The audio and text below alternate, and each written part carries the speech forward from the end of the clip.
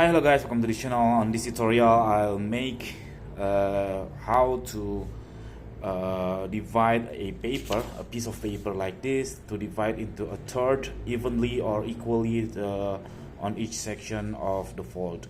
So what you have to do, you don't need to fold it first. What you have to do is you roll your paper like this. Do it gently, make sure you're not making any fold.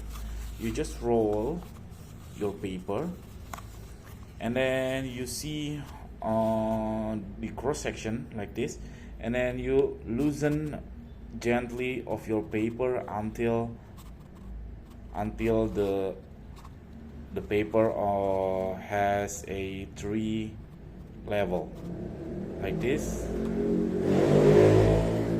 As you can see, it's already 1 and 2 and 3, but make sure you make it evenly, or make sure the edge of this side is touching on this round.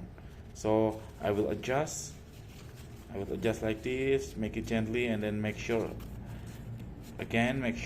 on this edge is touching on this round, and also for the other side on this edge, make sure on the end of this right round.